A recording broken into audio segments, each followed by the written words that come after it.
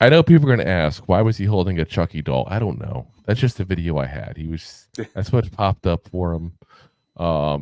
It's Dadrion Taylor-Demerson, DTD. He goes by, which I want to say TNT whenever I see that. Like ACDC pops in my head when I start doing 3-letter things like that. DTD. But DTD. At a Texas Tech, 5'11", 195 pounds. Another guy with no age listed there. He started at Texas Tech, though, in 2019. So, again, we could assume he was probably born around 2001. So, should be about 23 years old there. In 13 games, 74 tackles, 5.5 tackles for loss, 1 sack, 3 interceptions, 5 passes defended, 2 fumble recovers, and 2 forced fumbles. 13 games in 23 with 73 tackles, 1.5 tackles for loss, 1 sack, 4 interceptions, 8 passes defended there with a 78.5 PFF grade. So that's a pretty good draft. That's a pretty good PFF grade there for him there. As far as where he's at, this is that guy that you do put in the deep spot there. He's rolling in the deep, as Adele would say.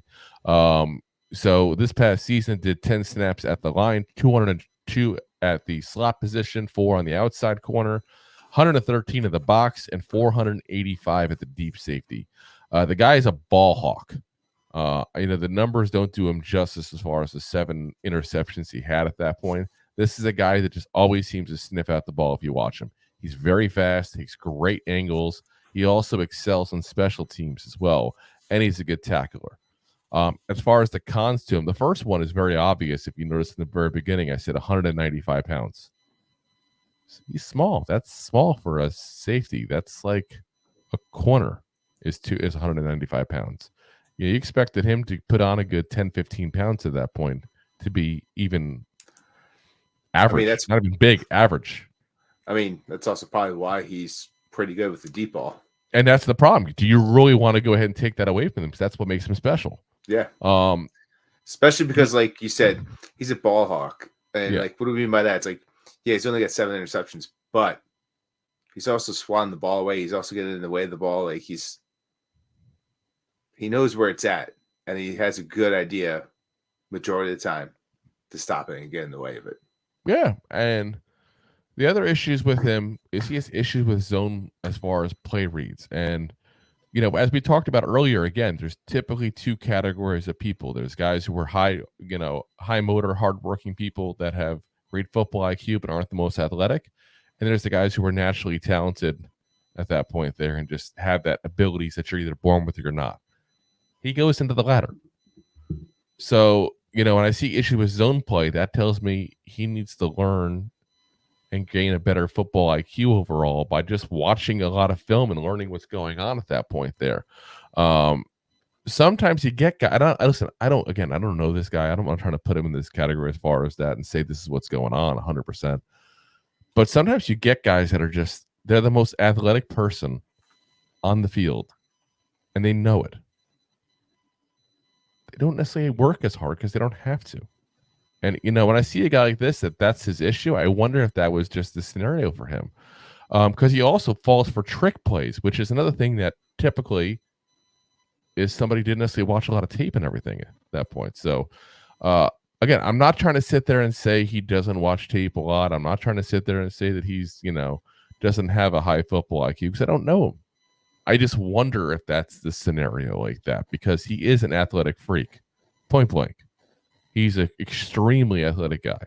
And that's sometimes what you see with these guys. Yeah. And they learn as they mature and people catching up to them as they go up level by level that they have to put the work in. They can't count on their athleticism anymore.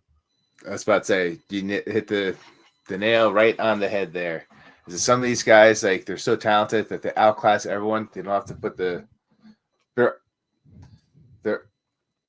athleticism is way above everyone else that they can beat other people's talent. But once they get to people in a different talent level, they have to take a step back and actually learn the techniques to beat talent. Yeah. And listen, if you, again, I watched a decent amount of film. I watched some interviews on this kid as well. And one thing I saw is, and it's pretty obvious, I think, by watching the videos he had in the beginning there, he's got a good personality. He's got a lot of fun with it. He enjoys the spotlight. Ain't nothing wrong with that. So I don't mean that as a negative. Ain't nothing wrong with that. But people that tend to like the spotlight and have the spotlight, they tend to not want to give up the spotlight. And what I mean by that is that's extra initiative for him to work as hard as he needs to do to excel at that point there. And I think that's what you're going to see from him. I think he's going to put in the work. I really do. I think that's called ego friendly. Yeah, and I think he's going to be a good. I really think he's going to be a good player in this league at that point. This is another guy I like. I like a lot of honestly. I like a lot of the safeties in this draft here. I just don't think it's necessarily very top heavy, and you have to kind of understand what you got. You know, there's people that fit certain holes, fit certain positions. This, DDT is a. I think I'm saying DDP by accident. Yeah. I'm like going to Diamond Dallas Page here, but he's that guy. Oh, I think you did the yoga, the DDP yoga now. Is that what's going on? Well, that's what he did before the Diamond Cutter. I know, but that's what he does now. He does yoga. Yeah, he's a yoga. He's a yogi. But he's this guy that, again, you can put him in as a deep safety. You can pop him in the slot where you need to help coverage there at that point. But he's not the guy you're going to put at the line very often. He's not the guy you're going to go ahead and put in the box. He's not the guy you're going to have, run up to that point to go help in run support. But if you put him in the right role in center field at that point, he's going to have a ball. Third and long all day. That does well. Yeah. So. Thanks for listening to Two Giant Goofballs, a New York Giants podcast. We appreciate your support. Thanks so much.